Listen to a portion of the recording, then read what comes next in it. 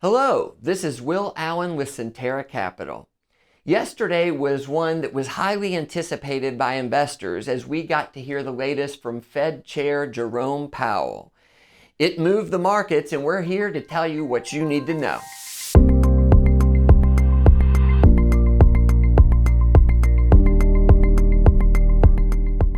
The month of January has been very volatile in the financial markets as investors grapple with the new path that Fed Chair Jerome Powell and the Federal Reserve Board are taking. They've been laying the groundwork now for a couple months about tightening monetary policy. And there's a couple ways they're going to do that.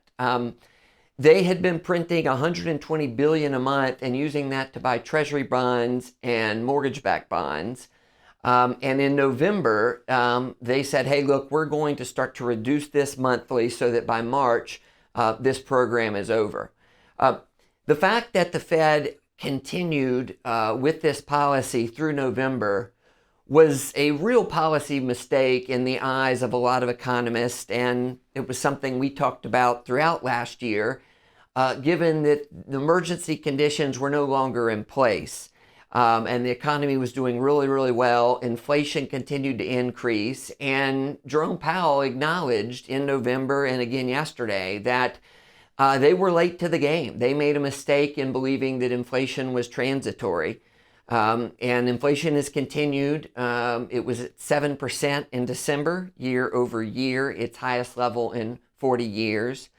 But anyway, yesterday, Powell really made it clear that they are committed to removing excess accommodations this year. And it's going to start with, like we said, finishing up this program of their quant easing that will be done in March.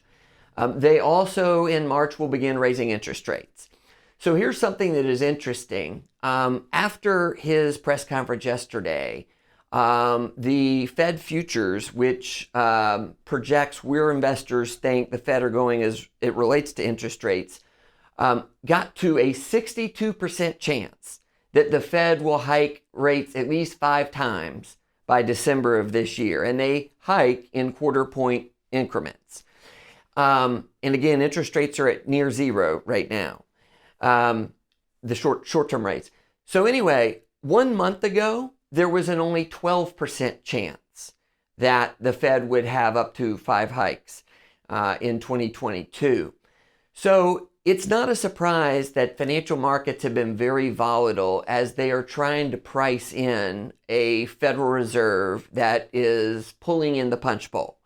You know, the last couple of years, we've seen asset prices go up on stocks, in cryptocurrencies, in real estate, because you have had so much money in the financial system. One thing that will be interesting, in addition to the rate hikes to track, is the Federal Reserve has $9 trillion, near $9 trillion on their balance sheet currently. To give you an idea, it was at about $500 billion before the financial crisis, before 2008. It peaked at $4.2 trillion after the financial crisis. So it's more than twice that level. And so Powell again yesterday mentioned many times that they are going to look to reduce the balance sheet, which is basically removing assets from the financial system and from financial markets. And that is something that, you know, because right now I think the market is pretty much, like we said, they're pricing in 5 rate hikes. I can't see a scenario where there's more hikes in 2022 than that. But I think they're still grappling with, okay, what will the balance sheet reduction look like? Will it be $50 billion a month? Will it be $100 billion a month? We're not going to know for a little bit longer, but that's something to keep an eye out for. And, you know, I think that this year continues to remind me a lot of 2018 versus the last 3 years. 2018 was a year when the Fed had been hiking interest rates every quarter for a while, and they continued to do so. Yet the markets early in 18, on fears of the Fed continuing to tighten, fell about 10% in a week. It recovered. And then in the fourth quarter, the S&P dropped 20% in 2.5 months, the NASDAQ 25%. And that sell-off was triggered when Jerome Powell basically said, hey, we're still on autopilot with regards to these rate hikes, which meant there were going to be 4 more coming in 2019. Ultimately, not only did he not hike 4 times, he ended up cutting rates in 2019. So projections can change quickly. Shifting over and talking about one more thing here about the market volatility, there are a couple of signs that are positive now that we did not have last week or the previous week. One is that last week we saw the markets drop at least 1% every day. Oftentimes the markets closed at the low of the day, which meant a lot of institutional selling in that last hour. And last Friday the markets closed at the low for the week. Oftentimes when that happens, people go home over the weekends, they look at their account balances, anxiety creeps in, some panic, and then on Monday morning, they go in and they do some selling to try to stop the bleeding. And so oftentimes Monday is a big down open. And that's exactly what happened this last Monday. In fact, at noon, the Dow was down 1,100 points. The Nasdaq was down almost 5% on top of all the declines that had happened the previous week.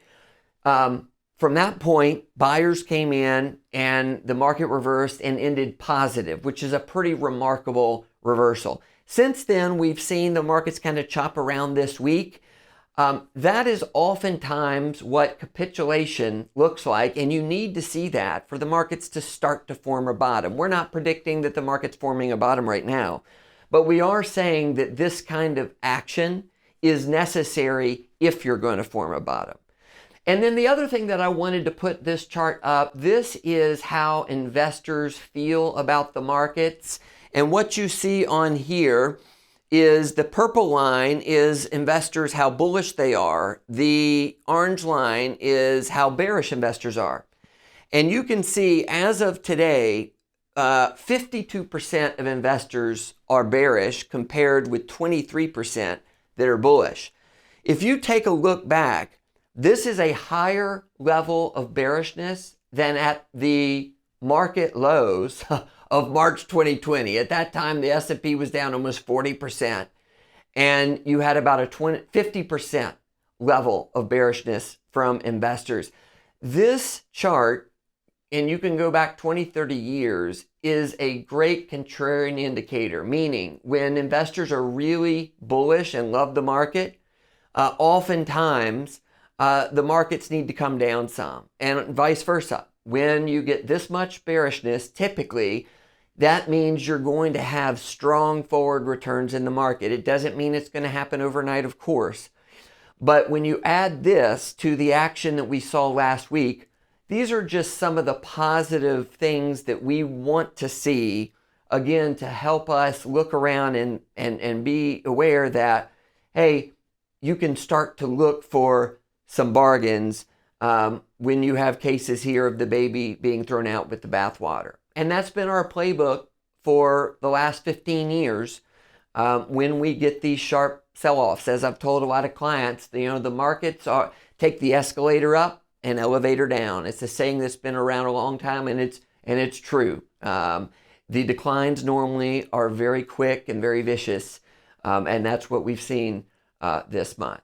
So anyway, we wanted to give you that update. We will continue to communicate weekly while markets are volatile, and understand we're going to continue to look out for your portfolios and take care of you. Hang in there, and we'll see you soon.